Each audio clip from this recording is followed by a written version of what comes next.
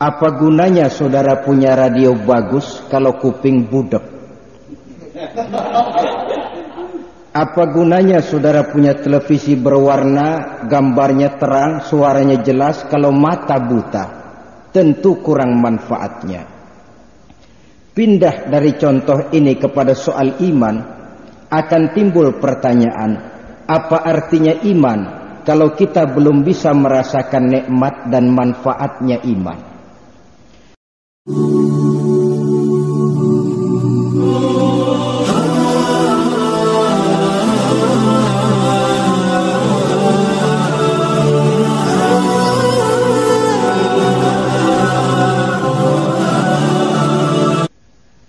Assalamualaikum warahmatullahi wabarakatuh. Waalaikumsalam warahmatullahi wabarakatuh. Bismillahirrahmanirrahim. Alhamdulillahi rabbil alamin. Wassalatu wassalamu ala asyrafil anbiya'i wal mursalin, imamil muttaqin, sayyidil ghurril muhajjalin, sayyidina wa maulana Muhammadin wa ala alihi wa ashabihil mujahidin at-tahirin, amma ba'du. Saudara-saudara kaum muslimin rahimakumullah, adalah watak manusia bahwa dia selalu ingin merasakan nikmat dan manfaat dari apa saja yang dimilikinya. Orang yang mempunyai radio misalnya, tentu karena ingin merasakan nikmat dan manfaatnya radio. Orang yang mempunyai televisi umpamanya, tentu saja karena ingin merasakan nikmat dan manfaatnya televisi. Apa gunanya saudara punya radio bagus kalau kuping budek? Apa gunanya saudara punya televisi berwarna, gambarnya terang, suaranya jelas kalau mata buta? Tentu kurang manfaatnya. Pindah dari contoh ini kepada soal iman, akan timbul pertanyaan, apa artinya iman kalau kita belum bisa merasakan nikmat dan manfaatnya iman? Apabila nikmat dan manfaatnya iman sudah kita rasakan, maka apapun yang diminta dan dituntut oleh nilai iman kita itu akan terasa menjadi nikmat. Iman memerintahkan kita untuk sujud, sujud itu nikmat. Iman memerintahkan kita untuk berpuasa, puasa itu nikmat. Iman memerintahkan kita untuk bersedekah, sedekah itu nikmat. Iman memerintahkan kita untuk berjihad, jihad itu pun manis. Namun kalau ini belum kita rasakan, maka boleh jadi apapun saja yang diminta oleh nilai iman kita akan terasa menjadi pahit adanya. Iman memerintahkan kita sujud, sujud terasa pahit.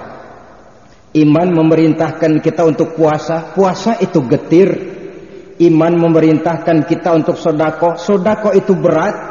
Iman memerintahkan kita untuk berjihad, jihad pun bukan alang kepalang beratnya.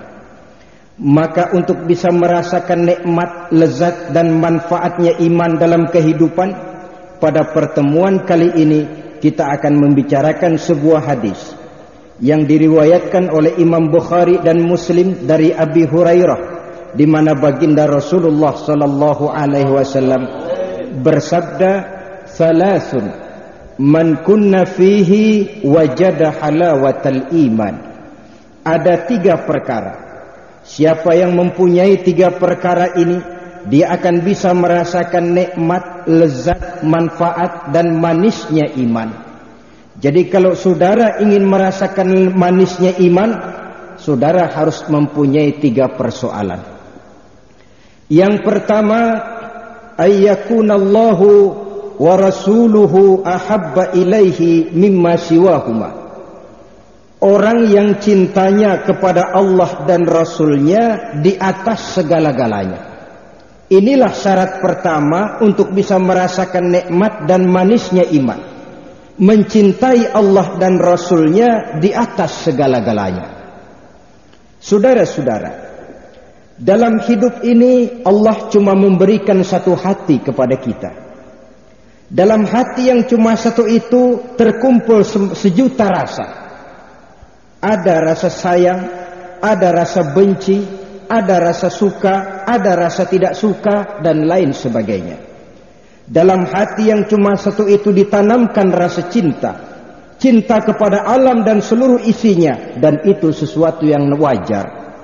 Kita cinta kepada harta benda, tentu. Kita cinta kepada anak istri, memang. Kita cinta kepada pangkat dan jabatan, tentu. Kita cinta tanah air, itu juga bagian daripada iman. Persilahkan, agama tidak melarang. Yang dilarang dalam agama, jangan cintamu kepada alam dan isinya mengalahkan cinta kepada Allah dan Rasulnya. Maka cintailah harta benda sepanjang tidak mengalahkan cinta saudara kepada Allah dan Rasulnya. Cintailah pangkat dan jabatan sepanjang tidak mengalahkan cinta saudara kepada Allah dan Rasulnya. Bahkan cintailah anak dan istri sepanjang tidak mengalahkan cinta saudara kepada Allah dan Rasulnya. Kenapa harus demikian? Pengalaman mengajarkan cinta kita kepada alam dan isinya cinta yang ada batasnya. Saudara cinta kepada televisi, ada batasnya apa tidak? Pasti ada. Saudara dulu yang mati meninggalkan televisi, atau televisinya duluan yang berangkat digondol maling? Tapi batasnya pasti ada. Saudara cinta betul kepada pangkat dan jabatan, ada enggak batasnya? Ada. Apalagi kita tahu pangkat yang paling tinggi pensiun. Tidak ada pangkat lagi setelah pensiun.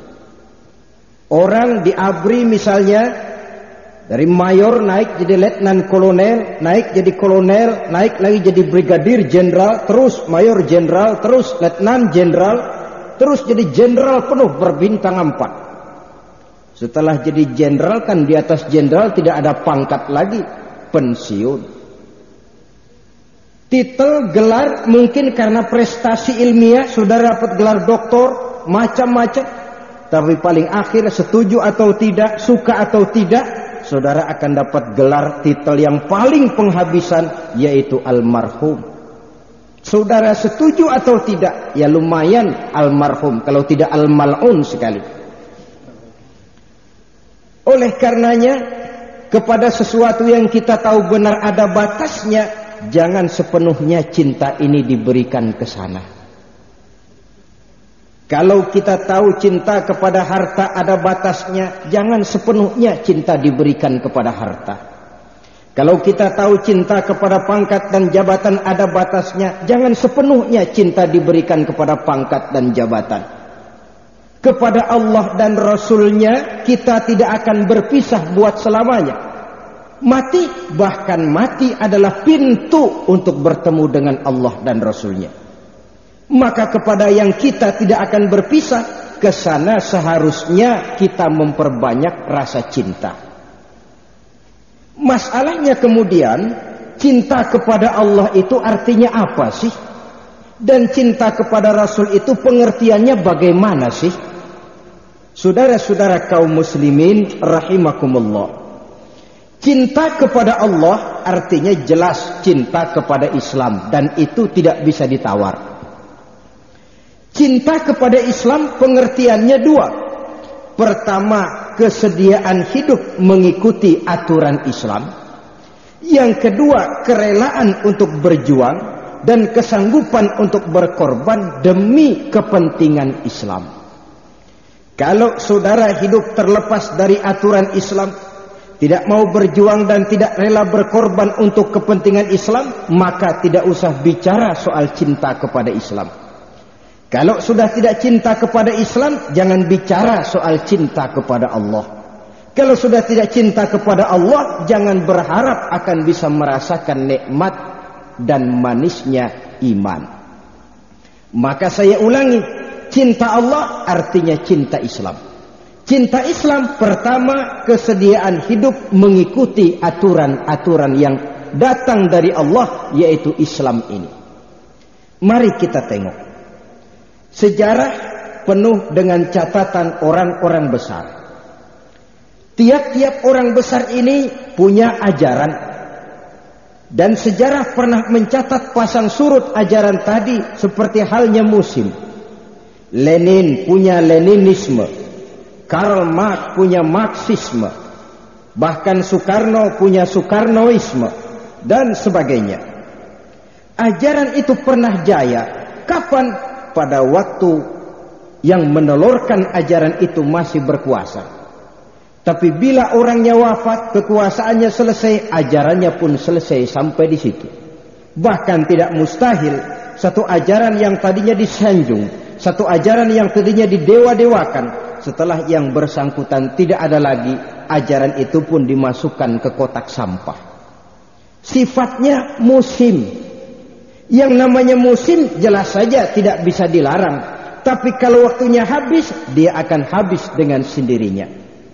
Adapun aturan atau syariat Islam ini telah 14 abad yang lalu dia diturunkan oleh Allah Subhanahu wa ta'ala. Allah lah pencipta manusia. Allah lebih tahu tentang batas kemampuan maksimal manusia. Karena itu aturan-aturan yang diturunkan oleh Allah tentu sesuai benar untuk manusia. Kalau pada satu saat manusia melarikan diri dari peraturan Allah, bukan berarti peraturannya yang tidak sesuai lagi. Bukan berarti peraturan yang harus ditinjau lagi. Tapi manusianya yang harus dikembalikan kepada aturan itu. Jangan seperti di zaman akhir-akhir ini. Karena orang meninggalkan peraturan Allah, lalu dianggap peraturan itu sudah tidak sesuai dengan zaman. Tentu terbalik akhirnya. Mentolerir kemunkaran, mentolerir berpalingnya orang dari aturan yang diturunkan oleh Allah Subhanahu wa ta'ala. Jadi kecintaan kita kepada Islam diukur dari sejauh mana kesediaan hidup kita mengikuti aturan-aturan yang ada di dalam syariat agama Islam ini. Dunia makin maju, ilmu pengetahuan makin canggih. Seiring dengan itu manusia memerlukan keseimbangan antara kemajuan otak dengan pengisian batin rohaninya. Kalau hanya otaknya saja yang maju berisi ilmu pengetahuan dan teknologi yang serba canggih, tapi hatinya dibiarkan kosong dari aturan-aturan yang datang dari yang serba maha, saya yakin batinnya akan merintih di tengah kemajuan material. Jiwanya akan merana di tengah kelimpahan harta benda. Bahkan paling akhir sukmanya akan merintih di tengah kehidupan yang serba glamor, di tengah kehidupan yang serba mewah. Oleh karenanya, buat sementara memang manusia mungkin berpaling dari peraturan-peraturan Allah, tapi tidak untuk selamanya. Ada waktunya di mana manusia akan sampai kepada titik jenuh. Dan ini tidak berarti bahwa aturan agama hanya diperlukan pada saat manusia sampai ke titik jenuh. Aturan itu diperlukan untuk manfaat dan kepentingan manusia dalam kehidupannya sehari-hari. Dengan demikian, jangan jadikan Islam sebagai dekorasi. Jangan jadikan Islam sebagai pengawal dan penjaga rumah. Jangan jadikan Islam cuma sebagai ajang untuk simposium, seminar, diskusi dan debat kusir. Islam ini untuk kita pakai, kita amalkan, kita terapkan di dalam kehidupan. Masalahnya kemudian, aturan Islam itu dari mana kita tahu? Tentu saja dari jalan mengkaji, mempelajari, melalui majelis-majelis taklim, melalui ulama, kiai dan para ustadz yang memang kita yakini kualitas keilmuannya di bidang itu. Sehingga dengan berdasarkan ilmu, nilai amalan kita akan menjadi semakin mantap. Dari amalan yang mantap ini, maka kita tidak akan mudah terombang-ambing oleh segala macam situasi. Saudara-saudara kaum muslimin rahimakumullah. Yang kedua, cinta kepada Allah atau cinta kepada Islam itu artinya siap berjuang, rela berkorban untuk kepentingan Islam. Secara jujur barangkali kita masih harus berkata, cara kita berislam sekarang ini masih mirip seperti yang disindir Allah dalam awal-awal surah Al-Baqarah itu. Kullama adha'a lahum masyaw fi wa iza azlama alaihim qamu. Apabila terang mereka berangkat, apabila gelap mereka berhenti. Artinya kalau dilihat di Islam ada yang menguntungkan, rame-rame teriak Islam. Tapi waktu diminta berjuang, dituntut berkorban, rame-rame mengundurkan diri. Itu istilah Qur'annya, giliran terang berangkat, waktu gelap mandek. Waktu di Islam ada kira-kira nguntungin, rame-rame teriak Islam. Tapi begitu diminta berjuang, dituntut kerelaan berkorban, rame-rame mengundurkan diri. Memang benar Islam ya'lu wa la yu'la alaih. Islam tinggi, tidak ada yang lebih tinggi lagi daripada Islam.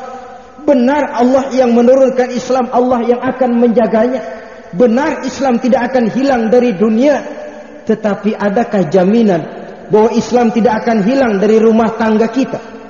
Adakah jaminan bahwa Islam tidak akan hilang dari kampung halaman kita? Sementara resiko dari kemajuan dan modernisasi adalah proses pergeseran nilai. Sehingga apa yang disinyalir Nabi sekarang jadi kenyataan. Beliau pernah bilang, Ja'al Islamu ghariban wa sayaudu ghariban kama bada. Islam itu mula-mula datang dianggap aneh. Pada satu saat nanti dia akan kembali dianggap aneh. Pada satu saat nanti dia akan kembali dianggap asing. Ada orang baca Quran, aneh. Ada orang kumpul menghadiri majelis taklim, aneh. Ada orang solawatan, aneh. Sesuatu yang sewajarnya dikerjakan dan dianjurkan oleh agama dipandang sebagai yang aneh. Dalam kondisi macam itu kata baginda Nabi, fatuba lil ghuraba, beruntunglah orang-orang yang dianggap aneh. Siapa mereka? Allazina yuslihuna ma afsadan nasu min sunnati, yaitu orang-orang yang teguh memperbaiki sunnahku yang kala itu sudah dirusak oleh kebanyakan manusia. Artinya apa? Islamnya cuman Islam numpang mujur. Waktu dilihat enak, rame-rame teriak Islam. Tapi kalau sudah diminta berkorban, dituntut berjuang, rame-rame bikin alasan. Rame-rame ngundurin diri. Ini kan mirip calo tuh. Calo itu di terminal bus paling ribut. Teriaklah dia kemana? Jurusan Jawa Barat, Jawa Tengah, Jawa Timur. Penumpang yang mau ke Jawa Barat naik sampai ke Jawa Barat.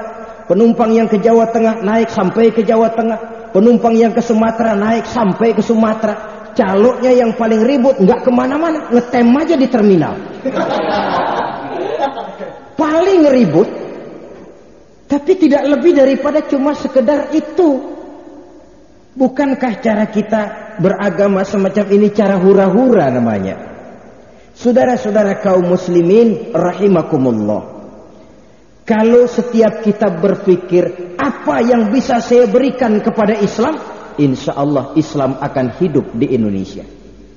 Marilah setiap kita berpikir, dengan kondisi saya seperti yang sekarang ini, saya seniman, saya pedagang, saya pengusaha, saya pejabat, saya pamong, saya ulama, saya petani, apa yang bisa saya berikan kepada Islam? Kalau setiap muslim berpikir apa yang bisa saya berikan kepada Islam, insya Allah Islam akan hidup. Jangan dibalik, apa yang bisa saya ambil dari Islam? Inilah pikiran tukang catut. Akhirnya kalaupun berpolitik, bukan berpolitik untuk kepentingan Islam, tapi malah Islam dijadikan dagangan untuk kepentingan politik. Kalaupun jadi pejabat, jabatannya bukan untuk kepentingan Islam, malah tidak segan-segan jual Islam demi kepentingan jabatan. Kalau kebetulan pengusaha, bukan keuntungan usahanya demi kepentingan Islam, malah kadang-kadang tidak segan-segan menghancurkan Islam demi keuntungan bisnisnya. Kalau ini yang terjadi, sangat boleh jadi kitalah yang sebenarnya menggeragoti Islam dari dalam. Saya mengetuk hati setiap kita. Marilah berpikir apa yang bisa saya berikan kepada Islam. Walaupun nilainya kecil, menurut kita tidak berarti. Tapi kalau setiap kita berpikir ke arah itu, saya yakin, seyakin-yakinnya 5, 10, 20 tahun yang akan datang, Islam akan hidup di Indonesia. Apa yang bisa saya berikan kepada Islam? Iya Ustaz, tapi kalau saya ini kecil saja yang bisa saya berikan, kapan Islam mau jaya? Itu pikiran kita. Saya terkesan saudara, ada satu film yang judulnya Lion of the Sea, Omar Mukhtar. Pernah nonton film itu? Ya ngaku aja lah, ini potongan tukang nonton semua ini saya lihat. Itu ceritanya ketika Jenderal Omar Mukhtar ditangkap oleh tentara Itali. Dia dihadapkan di pengadilan. Oleh Jenderal Itali dia ditanya, "Hei Omar Mukhtar, apa kamu kira dengan kendaraan onta dan bedi locok begini, kamu bisa mengalahkan tank-tank dan meriam kami yang hebat?" Omar Mukhtar dengan senyum menjawab, "Kami sudah berjuang dan itulah tugas kami. Perkara berhasil atau tidak, itu bukan soal kami. Perkara kapan perjuangan selesai, itu pun bukan urusan kami. Urusan kami adalah berjuang. Menang atau kalah, bukan soal kami.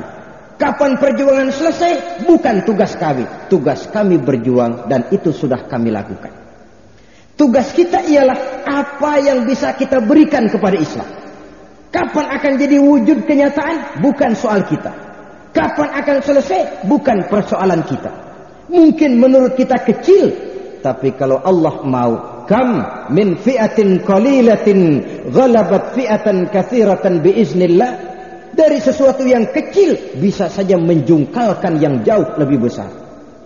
Kalau kita pikir-pikir di zaman Jepang, di zaman Belanda, nenek moyang kita, strategi militer mana yang berani bilang bahwa bambu runcing bisa mengalahkan meriam? Ahli perang yang mana yang sanggup mengatakan bahwa bambu runcing saja bisa mengalahkan tank-tank yang tangguh dari Belanda dan Jepang?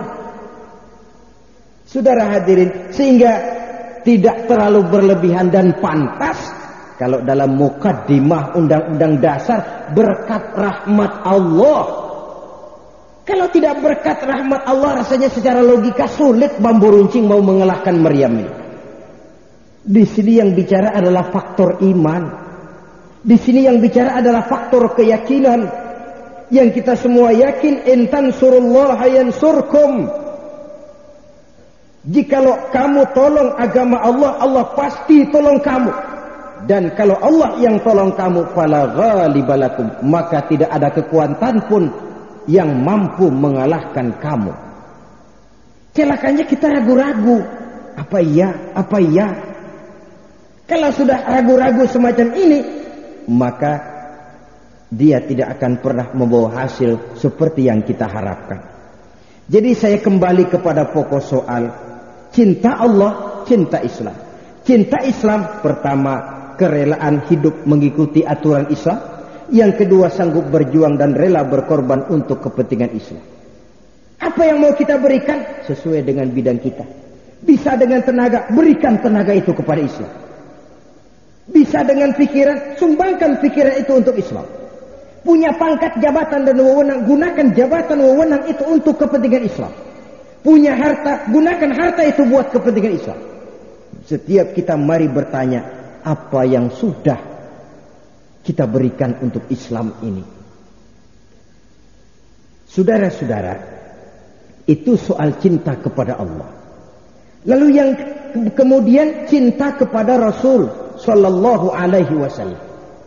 Bagaimana cinta kepada Rasul? Allah Karim. Saya belum pernah membaca dalam sejarah ada seorang pemimpin besar yang demikian besar cintanya kepada umatnya seperti halnya Rasulullah Sallallahu Alaihi Wasallam. Dari dunia sampai akhirat beliau cinta kita umatnya. Dari dunia sampai akhirat beliau bela kita umatnya ini.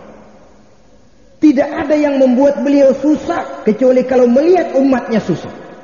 Tidak ada yang membuat beliau gembira kecuali kalau melihat umatnya bahagia. Seolah-olah beliau berprinsip, kalau umatku kelaparan, akulah orang pertama yang harus merasakan lapar. Tapi kalau umatku kenyang, biarlah aku orang yang terakhir merasakan kenyang itu. Bukan dibalik. Giliran kenyang paling dulu, lapar belakangan. Baginda tidak. Kalau umatku kelaparan, akulah orang pertama yang harus merasakan lapar itu. Tapi kalau umatku kenyang, biar aku jadi orang terakhir yang merasakan kenyang tadi. Ya Allah, saudara, satu riwayat kecil saja sudah membuktikan. Dalam kondisi kehidupan ekonomi beliau yang serba miskin, Allah pernah memberikan tawaran, "Wala saufa yu'tika rabbuka fatardha." Wahai Muhammad, Allah akan memberikan kepadamu apa saja yang kamu senangi. Kau mau apa Muhammad? Ngomong saja. Kalau mau kaya, Jabal Uhud akan jadi bukit emas. Kalau kau memang ingin kaya. Tapi ditawarkan semacam itu, beliau jawabnya sederhana saja. Ya Rabbi, la arda wa wahidun min ummati finnar. Ya Allah, apapun saja yang diberikan kepada saya, berikan saya pangkat dan kedudukan yang tinggi, berikan saya emas sebesar Jabal Uhud, bahkan berikan kepada saya perempuan-perempuan cantik, seluruhnya tidak akan sanggup menyenangkan hati saya jikalau saya dengar masih ada satu saja umat saya yang masuk ke dalam neraka. Ya Allah, apa artinya emas saya sebesar Jabal Uhud? Apa gunanya saya punya pangkat yang tinggi kalau umat saya melarat, umat saya merana, umat saya harus masuk neraka? Itu yang saya pikiri siang dan malam ya Rabb. Itu yang membuat saya tidak enak tidur.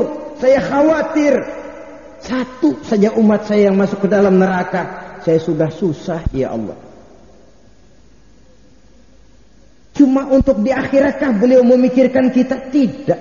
Sejak dari dunia ini kecintaannya kepada kita sudah dimulai. Sudah nampak betul. Karena itu saudara-saudara, wajar kalau pemimpin yang begitu besar cintanya kepada kita umatnya, kita juga cinta kepada beliau. Nah, lalu cinta kepada Rasul ini pengertiannya bagaimana? Pertama, cinta kepada Rasul, biasanya orang yang cinta itu mencontoh yang dia cintai. Wajar kalau kita cinta kepada baginda Rasul, jadikan dia idola dalam kehidupan. Menyedihkan kalau remaja Islam lebih kenal Stevie Wonder daripada baginda Rasul, lebih hafal Michael Jackson, Madonna dari kehidupan biografi Rasul. Sehingga pepatah bilang, tak kenal maka tak sayang maka tak cinta. Kalau tak cinta bagaimana diharap mau berkorban? Korban karena cinta, cinta karena sayang, sayang karena kenal. Bagaimana kita akan cinta Rasul kalau kita tidak kenal beliau? Kalau sudah tidak cinta, bagaimana kita diharapkan untuk berkorban untuk ajaran yang beliau bawa? Oleh karena itu, untuk mengenal beliau, baca sejarah kehidupannya, biografinya. Jangan kalau sudah baca serial Si Buta dari Gua Hantu, suntuk sehari nggak bergerak, atau Koping Ho itu silat, wah kalau belum khatam belum bergerak. Dan memang pengarang pandai, sedang seru-serunya berkelahi, berantem, bersambung ke jilid 3.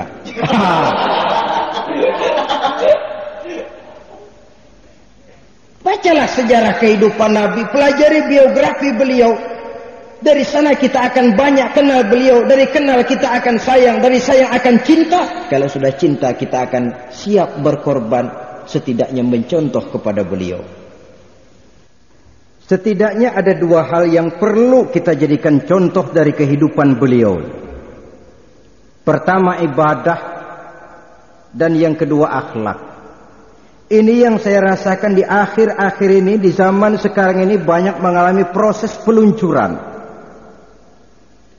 Ibadah, di sini letak salah satu kekuatan moral yang beliau miliki dalam kancah perjuangannya. Mempunyai sandaran vertikal yang langsung kepada Allah. Pernah satu malam Siti Aisyah bercerita, Selesai sholat isya saya nak tidur. Saya lihat suami saya sedang sholat, saya pun tidur. Tengah malam saya terjaga, saya lihat beliau masih sholat juga, saya pun tidur lagi. Sepertiga malam yang akhir saya bangun, saya lihat masih sholat juga. Saya tunggu. Ketika selesai beliau mengucapkan salam, saya hampiri, saya katakan kepadanya, "Ya Rasulullah, ada apa yang?" Kalau bahasa kita.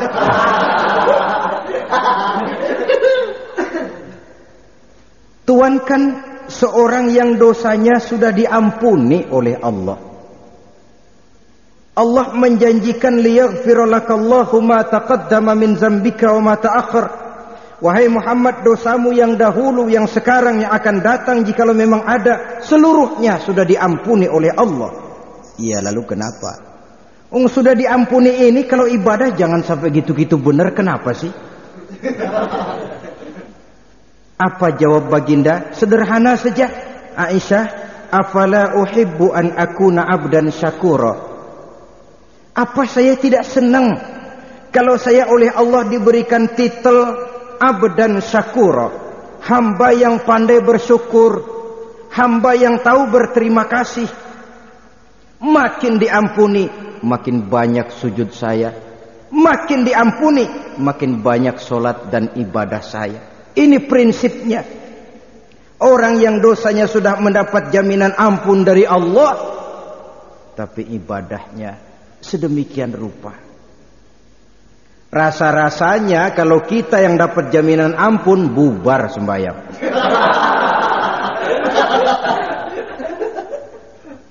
Untuk apa lagi? Sudah ada jaminan ampun. Tapi beliau malah makin datang jaminan ampun, makin banyak sujud dan ibadahnya. Dengan itu beliau makin dekat dengan Allah. Saudara-saudara kaum muslimin rahimakumullah, saya khawatir kalau kita cuma bisa membangun masjid yang besar, tapi kita tidak pandai mengisinya. Saya takut kalau kita hanya bisa membentuk majelis taklim, tapi tidak pandai memakmurkannya. Saya ngeri kalau kita hanya pandai membangun madrasah, tapi tidak bisa mengisinya. Membangun memang sulit, tapi memelihara yang sudah dibangun itu supaya tetap langgeng, itu jauh lebih sulit. Padahal dari sana Islam bersinar. Dari sana kita harapkan kader-kader penerus perjuangan tampil ke depan, memberikan jawaban Islam terhadap kemajuan zaman. Oleh karenanya, kalau kita kekurangan harta, apalagi mengukur diri dengan tetangga, kita gelisah. Kekurangan pakaian, kita gelisah. Kekurangan uang, kita panik. Tapi belum pernah ada orang panik kalau ibadahnya kurang. Belum pernah ada orang bingung saya lihat kalau ibadahnya kurang. Belum pernah saya temuin, kenapa Pak bingung benar? Aduh, sholat saya kurang. Belum pernah. Kenapa Pak kok kelihatannya bingung? Ramadan kemarin puasa saya kurang 3 hari. Tidak, kalau duit kurang ribut, kalau ibadah kurang, tenang-tenang saja Pak.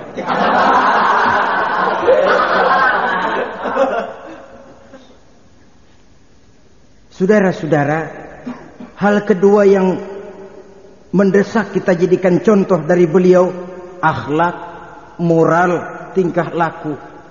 Proses pergeseran nilai sering menggiring nilai-nilai positif yang kita miliki untuk berganti dengan nilai-nilai negatif. Bahwa kita tidak bisa menghindarkan diri dari proses pergeseran nilai, of course. Setidaknya kita bisa mempertahankan nilai-nilai positif yang kita miliki itu tadi. Dalam hal ini adalah akhlak dari baginda Rasulullah sallallahu alaihi wasallam.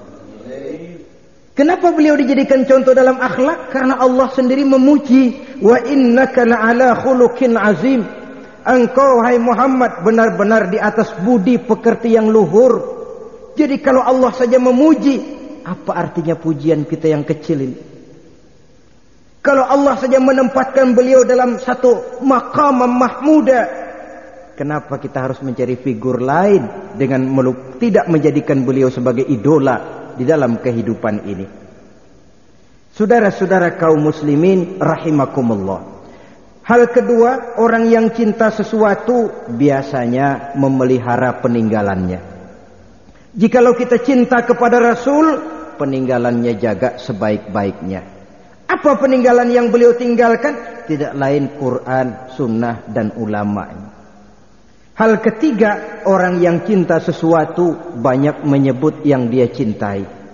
Cinta kepada Rasul artinya banyak menyebut beliau, dalam artian banyak bersolawat kepada beliau. Inilah syarat pertama untuk bisa merasakan nikmat dan manisnya iman. Cintai Allah dan Rasulnya di atas segalanya, dengan tidak mengurangi cinta kita kepada yang lain. Kemudian yang kedua, saudara-saudara, untuk bisa merasakan nikmat dan manisnya iman, wa ayyuhibba 'abdan la yuhibbuhu illa lillah. Kata baginda Nabi, hal kedua untuk bisa merasakan lezat, nikmat dan manisnya iman, cintailah sesama hamba karena Allah. Jangan karena hartanya, jangan karena kedudukannya, jangan karena keturunannya, karena Allah. Kalau kita cintai orang karena hartanya, nanti dia jatuh miskin, selesai kecintaan kita sampai di situ. Apalagi pepatah bilang, in zada mali kullun nasi khulani, wa in qalla mali fala khillun yusahibuni.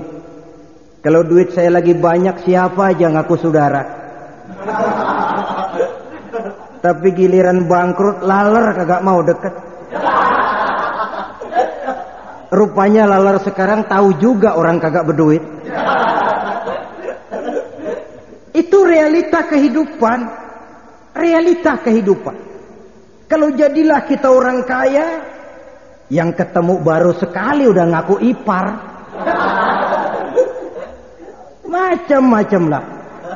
Tapi kalau kita jatuh bangkrut, mana ada orang mau kenal kita? Bukan atas dasar itu Allah menyuruh kita mencintai sesama hamba. Tidak karena hartanya, tidak karena pangkat dan kedudukannya, pun tidak karena keturunannya. Nabi pesan, cintai sesama hamba karena Allah. Bertemu karena Allah, berpisah pun karena Allah. Sebab apa? Ikatan persaudaraan yang paling kuat kalau dia diikat bukan oleh darah, bukan oleh faktor keturunan, tapi oleh akidah. Ini tali spiritual yang paling kuat untuk mengikat persaudaraan. Targetnya apa? Terwujudnya ukhuwah Islamiyah. Inilah yang sering diungkapkan bahwa Islam telah mengikat kita dengan akidah. Dari manapun saja orang datang, apapun warna kulitnya, bahasa apapun yang dia pakai, jikalau akidahnya sama, dia saudara kita. Menghina dia sama dengan menghina saudara sendiri. Kita tidak ingin menampar muka saudara sendiri, mencakar muka saudara sendiri. Saudara-saudara kaum muslimin rahimakumullah. Sehingga baginda memberi peringatan bahwa orang Islam dalam bersaudara itu kal jasadil wahid, seperti satu badan.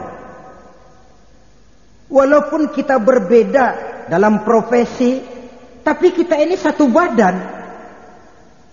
Sekarang badan saudara pas auratnya terbuka, apa saudara sorak-sorak, ayo aurat saya terbuka nih, apa saudara cepat-cepat tutupin? Apa saudara buka terus aurat itu? Atau saudara cepat-cepat tutup? Logikanya harus cepat-cepat ditutup. Begitu kita bersaudara. Saudara kita muslim punya aib, punya kekurangan, itu aurat. Mestinya kita nutupin. Tahu pun kalau sudah itu menyangkut kejelekan orang, tidak usah lalu malah ngipas-ngipasin. Si anu kan anu-anu mas. Oh iya. Ah. Malah ngipas-ngipasin. Itu kan sama dengan sudah aurat terbuka, malah diablagin sekalian. Badannya sendiri. Bukankah saudaranya juga muslim? Profesi boleh berbeda. Kita ini ada yang jadi ustadz, pedagang, petani. Semua kita harus kerjasama, saling membantu. Kan jarang diantara kita waktu makan ingat petani. Waktu memakai baju ingat yang tanam kapas. Itu jarang. Padahal kita terikat oleh interaksi sosial. Di mana yang satu memerlukan yang lain. Kita hebat karena ada orang lain. Kita dibilang kaya karena ada yang miskin. Kita dibilang alim karena ada yang bodoh. Kalau tidak ada yang bodoh, tidak ada orang alim. Kalau tidak ada yang miskin, tidak ada orang kaya. Loh, semua sama. Saudara-saudara hadirin yang saya hormati, kalau itu merupakan satu tim yang kompak, saya yakin dengan ukhuwah semacam ini kita bisa berbuat banyak. Ruth Gullit, kenal Ruth Gullit? Nah, becokok bola mesti ngerti itu. Kalau dia pemain termahal di dunia, harga transfernya mengalahkan Maradona, konon sampai 13, miliar rupiah. Saya nggak bisa bayangin 13 miliar itu kalau beli kerupuk. Tapi Ruth Gullit yang mahal, Ruth Gullit yang hebat, kalau dia sendirian main, saya yakin nggak banyak manfaatnya. Hebatnya Ruth Gullit, hebatnya Van Basten, hebatnya Maradona, karena ada yang lain. Sehingga disebut kesebelasan. Kesebelasan itu artinya 11 orang. Ia baru bisa menang kalau tercipta satu teamwork yang kompak, satu kerjasama yang ideal. Yang masing-masing memahami posisi, tapi juga bisa menempati posisi lain. Begitulah kita umat Islam dalam menjalin ukhuwah ini. Petani, silakan jadilah petani yang baik. Pedagang, oke. Pengusaha, oke. Ustaz, kiai, pejabat, silakan. Boya satu sama lain kerjasama. Jangan yang jadi pejabat nyurigai yang ustaz. Yang ustaz karena dicurigai lalu ngantem pejabat. Kapan selesainya? Kata pejabat, terang aja saya bikin sulit, saya dihantam terus. Kata ustaz, lo persulit deh, gua hantam lagi. Kapan selesainya? Di pihak lain, kita lebih suka mencari perbedaan, memperbesar perbedaan, bukan mencari persamaan. Kalau persamaan yang kita cari, ketenangan, kerukunan akan mudah kita dapatkan. Tapi kalau perbedaan yang kita perbesar, yang timbul adalah keresahan, keretakan, tidak mendidik, dan pada akhirnya membuat umat jadi centang perenang. Itulah sebabnya Allah Subhanahu wa taala menyindir dalam Quran dengan bahasa yang indah, wala takunu kallati naqadat ghazlaha min ba'di quwwatin ankatha. Jangan kamu bertingkah laku seperti perempuan latah yang kalau malam dia tenun kainnya, siang dia rusakin lagi. Malam dia tenun lagi, siang dirusakin lagi. Kapan selesainya? Malam ditenun, siang dirusaki, malam nenun lagi. Usaha kita sering tertarung di kaki kawan sendiri. Kita sering menjegal kawan seiring, menggunting dalam lipatan, untuk akhirnya rame di antara kita. Maka orang sudah berbuat kemana-mana, kita masih di situ-situ juga. Orang sudah ke bulan, orang sudah ke Mars, kita masih saja ribut soal kunut dan tahlil. Orang sudah nyangkok jantung, kita masih nyangkok pohon jambu monyet saja. Saudara-saudara kaum muslimin rahimakumullah, tidak ada kemajuan berarti yang bisa kita capai kalau kita centang perenang. Bersaudara karena Allah, bertemu dan berpisah karena Allah. Jadi kalau yang pertama tadi untuk merasakan manisnya iman soal kita kepada Allah, yang kedua ini soal kita sama kita muslim. Jangan terbalik kepada yang tidak muslim kita bisa bersaudara. Tapi kadang-kadang kepada sesama muslim kita suka pelotot-pelototan lah, marah-marahan lah. Modelnya lagi kalau sudah marah kadang-kadang berlaku perpanjangan waktu. Tidak cukup sekedar perpanjangan waktu, masih bisa ditambah oleh perpanjangan generasi. Dan selanjutnya, padahal itu sama sekali tidak menguntungkan buat kita. Saudara-saudara kaum muslimin rahimakumullah. Yang ketiga, yang terakhir, untuk bisa merasakan nikmat dan manisnya serta lezatnya iman, wa ayyakraha ayyauda fil kufri kama yakrahu ayyukzafa finnar. Hendaknya dia benci kepada kekafiran, dia benci kepada kebatilan, kezaliman, ketidakadilan, kemunkaran. Setelah Allah angkat dan Allah selamatkan dia dari penyakit tadi, sebagaimana dia benci kepada neraka. Tidak seorang pun di antara kita yang mau masuk neraka.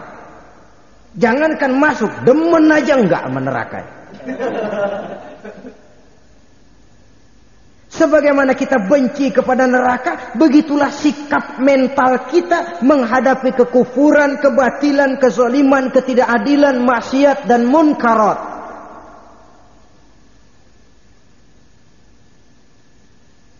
Apalagi di zaman sekarang ini orang pandai menyamar-nyamarkan maksiat dan munkarat dengan berbagai macam dalih, dengan berbagai macam argumentasi dan alasan, sehingga yang tadinya jelas maksiat bisa dibikin remeng-remeng, yang tadinya haram bisa jadi haram dikit.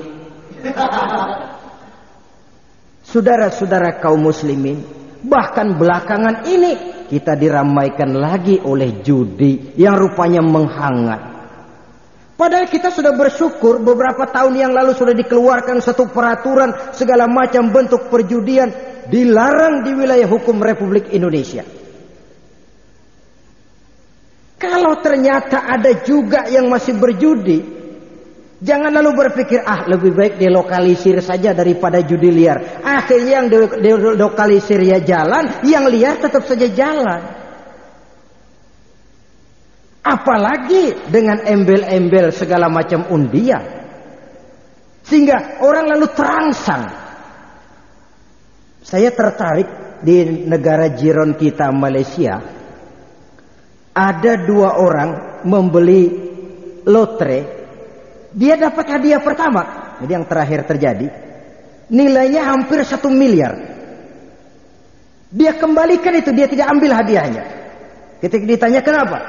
Pertama, menurut agama saya ini tidak benar. Yang kedua, saya memang niatnya mau nyumbang kok, bukan mau dapat hadiah. Ini kan belum pernah terjadi.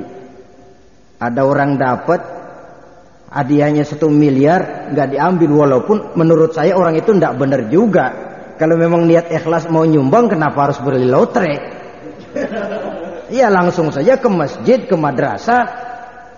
Saudara-saudara, tapi ngembaliinnya, dia tidak mau terima uang 1 miliar itu merupakan sesuatu yang menarik. Kalau kita 1 miliar, mubazir, no?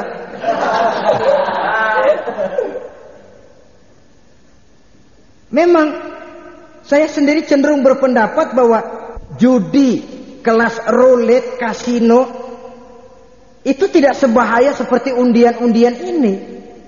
Kenapa? Roulette, kasino korbannya orang-orang tertentu, kelompok elit yang memang kaya. Ya kalau untuk jadi anggota judi saja harus bayar iuran 5 juta. Tapi kelas undian-undian, ya rupanya sekarang ini bukan cuma jaksa masuk kampung, koran masuk desa, listrik masuk kampung, undian masuk desa sekarang. Korbannya mulai anak kecil sampai nenek-nenek, ngerti? Lebih celaka lagi anak sekolah. Saudara hadirin yang saya hormati, padahal penyakit ini judi seperti sering dikatakan, kalahnya membuat penasaran, menangnya bikin ketagihan. Kalau sudah menang ketagihan lalu kalah penasaran, berhentinya kapan? Belum pernah sejarah mencatat ada orang jadi kaya karena judi.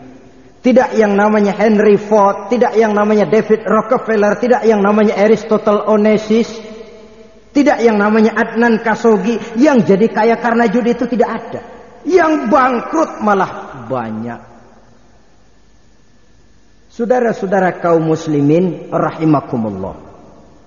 Oleh karena itu, yang ketiga ini merupakan sikap mental. tegak menghadapi kekufuran, kebatilan, kezoliman. Karena kezoliman, kekufuran, kebatilan, munkarat dan maksiat merupakan penyakit-penyakit yang akan mengundang murka Allah. Kalau Allah murka, bencana itu datang. Awalnya akibat ulah tangan manusia sendiri.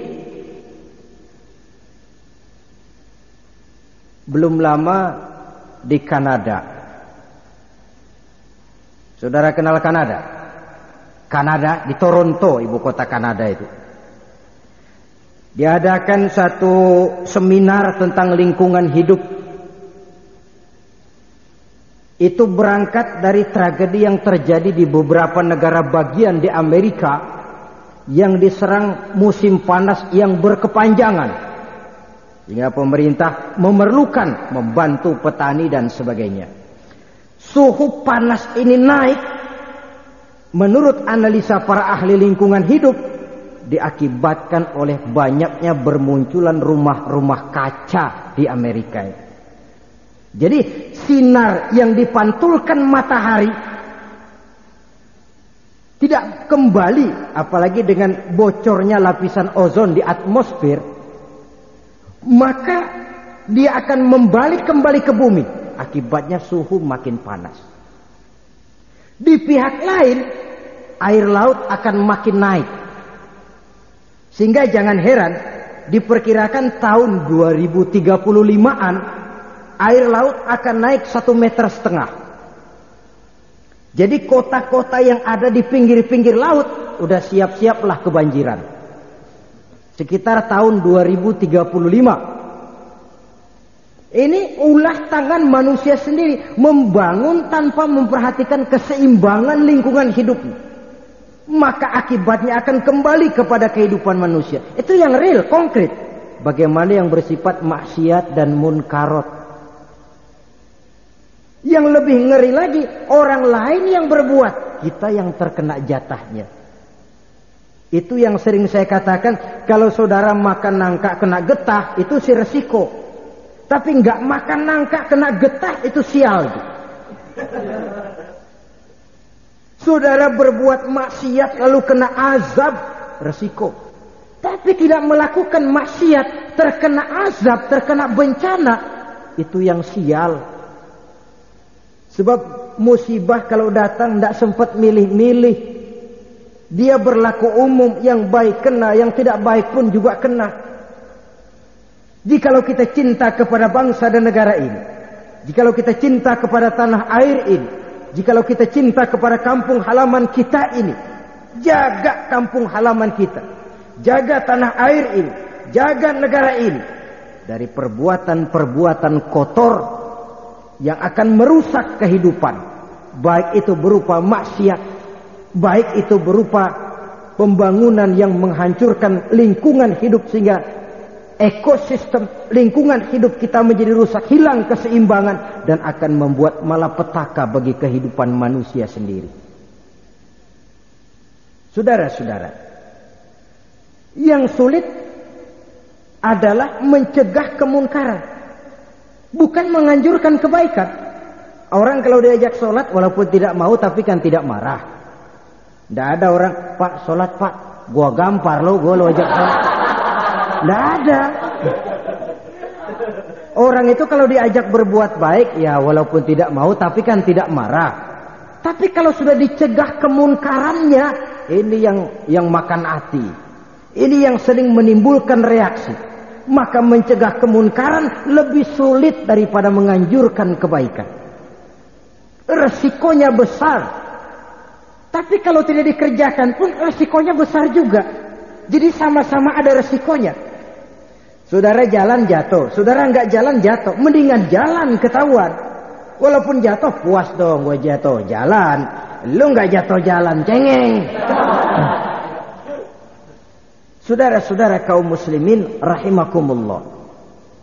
Jadi kita mencegah kemunkaran ada resikonya, tidak mencegah kemunkaran pun ada resikonya, sama ada resikonya. Jadi lebih baik cegah kemunkaran sesuai dengan kemampuan kita masing-masing. Bisa kita dengan bicara, ya bicara, berikan pandangan. Bisa kita dengan kekuatan? Ya, dengan kekuatan. Bisa kita dengan tenaga? Ya, dengan tenaga.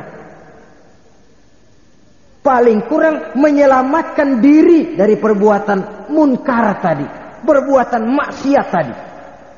Anggota badan kita ini juga kerajaan yang masing-masing cenderung juga melakukan maksiat.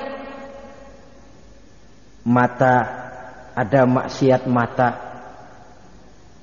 Zina mata itu ada. Telinga ada maksiatnya. Lidah ada maksiatnya. Hidung ada maksiatnya. Kaki ada maksiatnya. Namun seluruhnya bersumber dari hati. Saudara-saudara kaum muslimin rahimakumullah. Paling kurang mencegah kemungkaran oleh anggota badan kita sendiri. Adakah kemungkaran identik dengan kekufuran? Saudara-saudara, kekufuran adalah kemunkaran rohani. Sedang munkarat yang umum adalah munkarat yang zahir. Judi, zina, dan sebagainya. Tapi kufur, munkarat batin yang bahayanya lebih besar daripada munkarat zahir. Saudara-saudara, judi misalnya. Walaupun orang judi berzina, berdosa, tapi itu dosa karena judi, dosa yang diampuni kalau dia taubat. Tapi kufur, maksiat batin, kekufuran di luar kemungkinan mendapat ampunan dari Allah. Sekurang-kurangnya umat Islam jangan toleransi kepada kekufuran. Sebab bertoleransi kepada kekufuran mendekati kepada kekufuran, dan paling akhir kita khawatir bisa menjadi kufur itu sendiri. Tegaklah dengan satu keyakinan, Islam ini agama yang benar, Islam ini agama yang hak, Islam ini agama yang diterima oleh Allah, dan kita tidak akan cenderung kepada nilai-nilai yang membawa kita kepada kekufuran. Saudara-saudara kaum muslimin rahimakumullah, dengan 3 hal ini maka diharapkan kita akan bisa merasakan lezatnya iman. Dan kalau sudah bisa merasakan lezatnya iman, insya Allah apapun yang diminta oleh iman kita akan terasa menjadi lezat adanya. Maka nikmatlah kita beragama. Mudah-mudahan 3 unsur ini ada dalam diri kita. Sekianlah pembicaraan kita pada pertemuan kali ini. Terima kasih banyak atas segala perhatian saudara. Mohon maaf atas segala kekurangan. Usikum wa nafsi bitaqwallah. Wassalamualaikum warahmatullahi wabarakatuh.